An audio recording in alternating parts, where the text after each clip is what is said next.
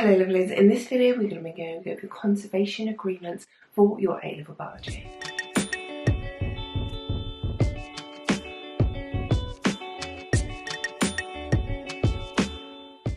Conservation agreements.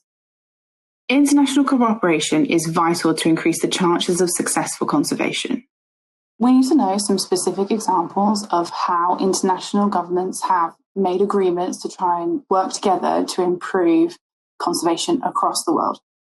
So the first one is CITES, or the Convention on International Trade in Endangered Species.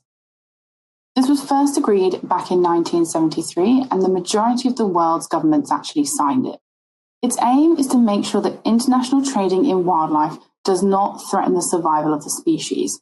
So there were and are still some animal products that are traded around the world, but obviously animal products come from killing animals, which in some cases is fine if those animals are in abundance or if they are culled because they're an invasive species or because there's too many of them.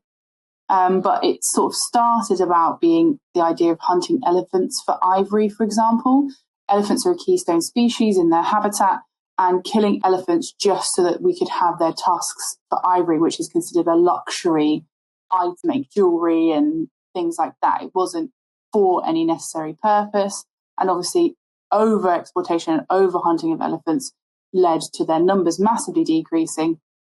And so the trade in elephant products had to be regulated and banned so that we could stop the unnecessary killing of elephants just for their ivory. Similar with rhinos and their horns, and today things like sharks for their fins. So the CITES agreement aims to regulate trade of selective species, including permits for less endangered species. So they regulate kind of the banning of trading in certain species that are highly endangered. If a species is less endangered, or as we said, it could be an invasive species or it's overpopulated in a certain area, there could be permits that allow a certain number of species to be hunted or poached. Something like whaling, for example. So whaling was banned because that was obviously really massively affecting the numbers of whales. But in some places now, in some areas, in some countries, they are allowed to hunt a certain number of whales where the population has recovered. And because it's part of kind of their ethnic history and background and community, kind of some of the indigenous populations, this is what they do. And so kind of taking away their ability to go out and hunt whales was seen as part of their culture. And so because the whale populations have now improved and there is a permit that allows a certain number, a quota of whales to be hunted by certain indigenous populations as part of their sort of cultural heritage. They also prevent the trade of wild plants for commercial purposes, but artificially propagated plant trade is allowed with permits again. So they kind of don't just ban everything. There is a regulation to try and make sure that any trade being done isn't going to massively affect population numbers, but still allows economic benefits from some of these trades that can be done between countries.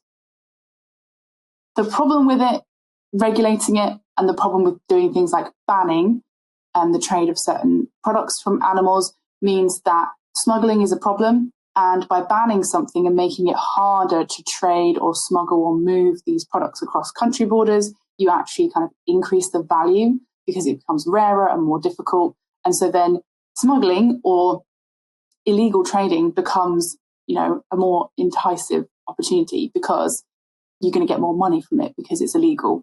So there's kind of a balance to be played here between trying to making sure they can actually regulate and can actually stop and make sure that the ban is fully in place and that we don't still allow illegal hunting, poaching for these materials so that they can be illegally traded.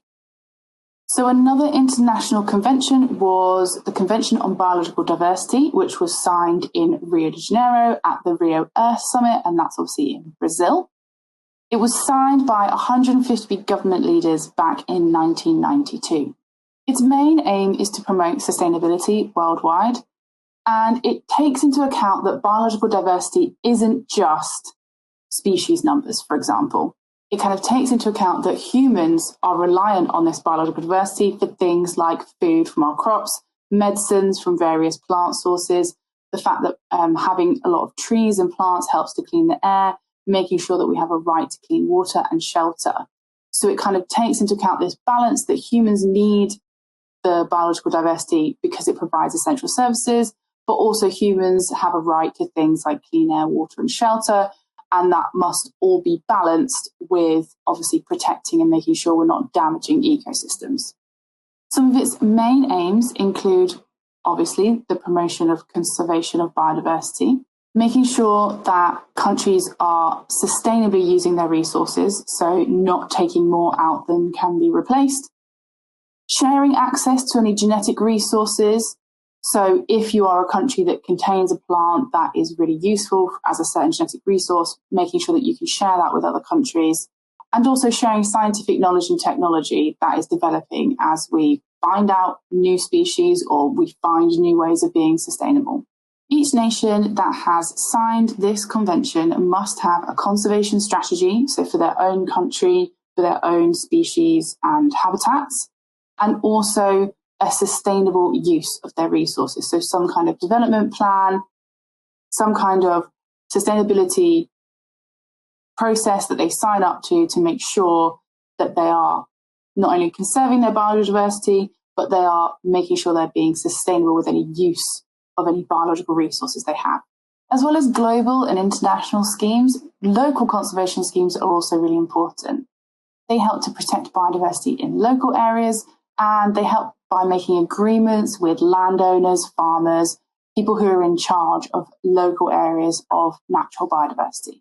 An example is the Countryside Stewardship Scheme, which was set up in England in 1991. So the aim was to try and enhance and conserve English landscapes by paying farmers and other land managers to do things like plant hedgerows, maintain dry stone walls, and generally kind of keep up the natural beauty areas that they had in charge of over the land that they were owning. This agreement or scheme was replaced in 2005 by the Environmental Stewardship Scheme. And the aims of this one was to provide funding and advice to make sure that land management practices were actually being done properly. So before it was kind of paying farmers and landowners just an incentive to try and be like, can you just look after and make sure that you're upkeeping your land and you're making sure it's still aesthetically pleasing and naturally beautiful. And the kind of new replacement service in 2005 was trying to make sure that any people who owned land who had these biodiverse resources on it, so fields, forests, and wildlife habitats, were looking after them, protecting historic natural features, conserving traditional livestock and crop species. So this is important because instead of, as we've just been sort of talking about all the way through, planting things like monoculture and planting kind of modern, maybe genetically modified crops, the idea behind this is to try and make sure that traditional varieties, traditional kind of genetic resources of those kind of old, before we went through heavily selective breeding, those kind of old traditional livestock and crop species, so that we still have that genetic diversity being maintained.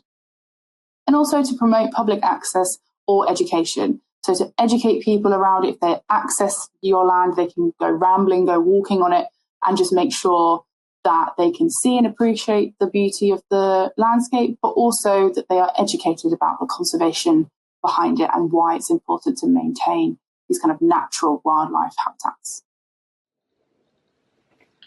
Ouch!